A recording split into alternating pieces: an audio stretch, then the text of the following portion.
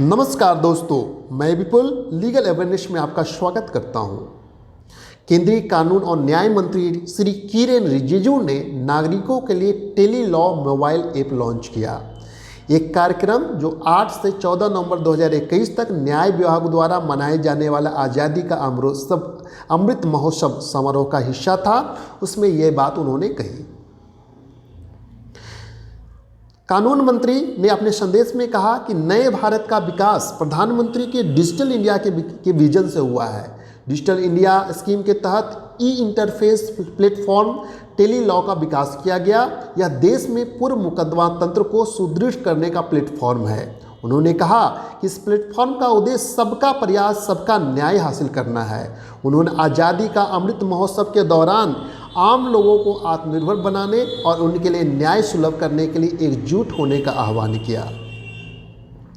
जनसमूह को संबोधित करते हुए केंद्रीय मंत्री ने भारत की स्वतंत्रता के 75 वर्षों के समारोह के एक भाग के रूप में सभी राज्यों, केंद्र शासित प्रदेशों को शामिल करते हुए 75,000 ग्राम पंचायतों में टेली लॉ के विस्तार की घोषणा की।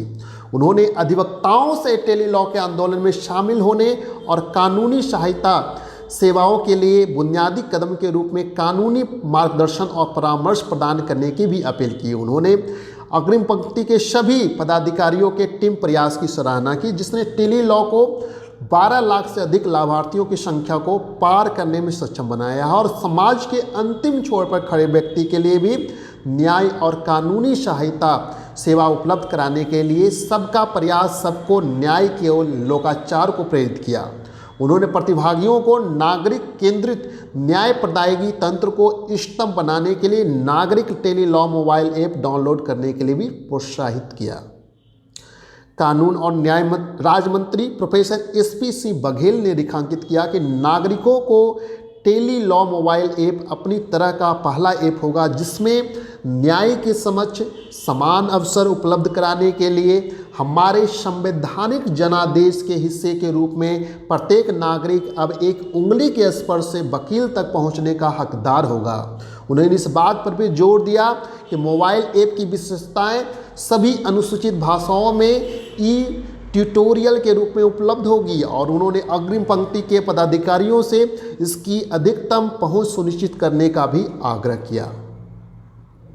न्याय विभाग के सचिव श्री वरुण मित्रा ने अपने संबोधन में टेली लॉ के विकास के मार्ग के बारे में विस्तार से बताया और अग्रिम पंक्ति के सभी पदाधिकारियों की क्षमता निर्माण, केंद्र और राज्यों की विभिन्न योजनाओं पर अधिवक्ताओं के गुणवत्ता प्रशिक्षण, निगरानी तंत्र को सुदृढ़ बनाने और ठोस परिणाम प्रदान करने के लिए एक मजबूत निष्पादन फीडबैक प्रणाली की आवश्यकता पर ध्यान केंद्रित किया।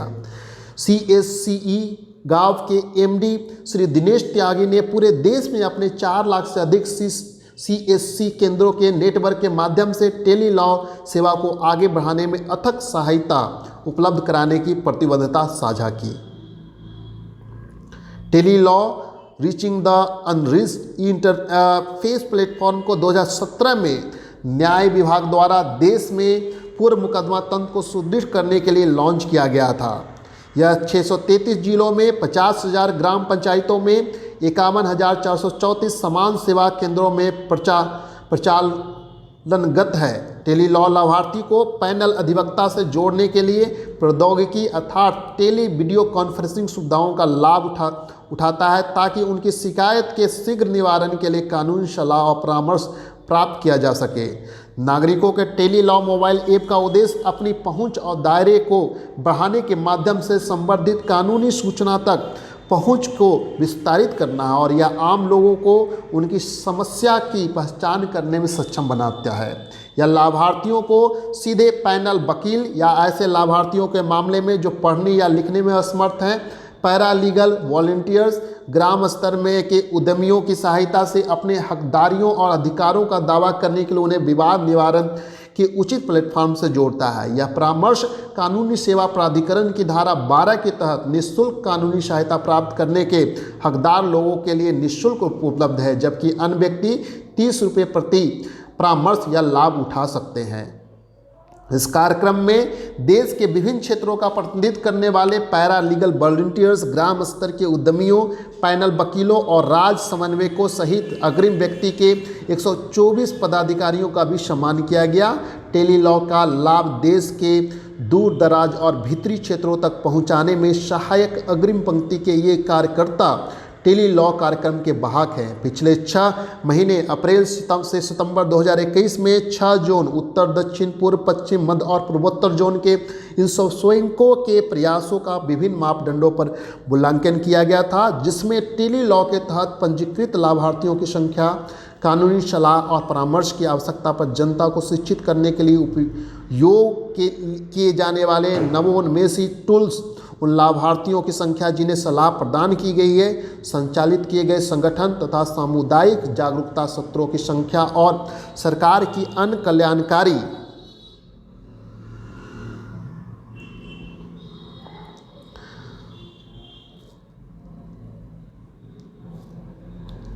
योजनाओं के साथ नेटवर्किंग और अंतर विभागीय संयोजन के प्रयास शामिल हैं। माननीय मंत्रियों द्वारा प्रत्येक श्रेणी के स्टार कलाकारों को पुरस्कार प्रदान किया गया।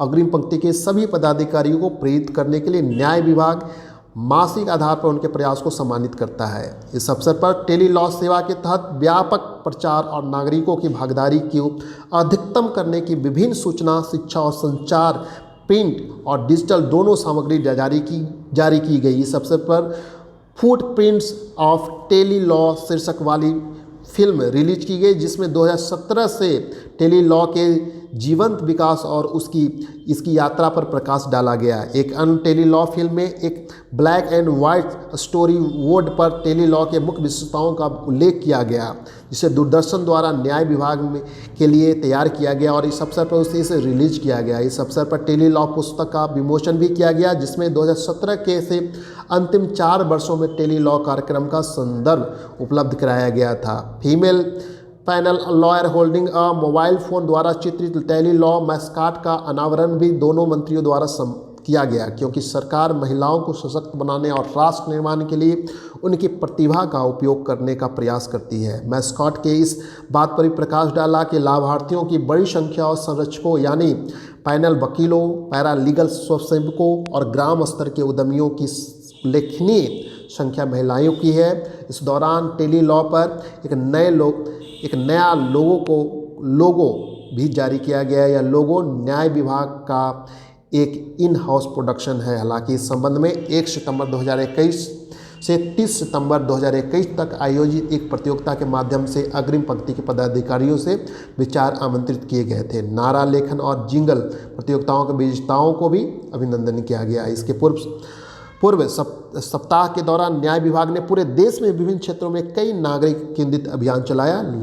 लॉगिंग बिग के साथ टेली लॉ ऑन व्हील्स अभियान को 8 नवंबर 2021 को न्याय विभाग के परिसर से झंडी दिखाकर रवाना किया गया, जिसमें tele law reaching the unreached program के तहत उनकी शिकायतों का समय पर निवारण करने के लिए लोगों को मुकदमे से पहले के चरण में कानूनी सलाह और परामर्श देने के लिए सशक्त बनाने का संकल्प किया गया था। टेली लॉ पोस्टर प्रदर्शित करने वाले टेली लॉ रेडियो जिंगल और प्रसारण टेली लॉ पर सूचना पत्रक वितरित करते विशेष ब्रांडेड मोबाइल वैन ने 15 राज्यों और 27 जिलों में यात्रा की।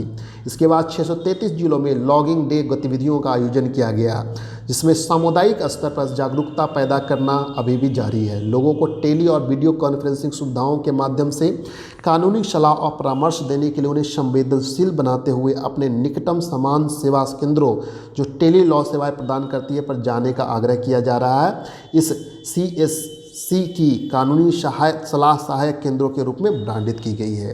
इससे पहले 12 मार्च 2021 को आज़ादी का अमृत महोत्सव समारोह के ही एक हिस्से के रूप में न्याय विभाग ने टेली लॉ के लाभार्थियों की आवाज़ पर बुकलेट का दूसरा संस्करण जारी किया है, जिसमें विभिन्न शीर्षों अर्थात परिवार के मामले, अन्याय से लड़ना, जानकारी के साथ सशक्तिकरण, प्रतिक्रियात्मक बाधाओं को दूर करना, संकटग्रस्त कोविड के लिए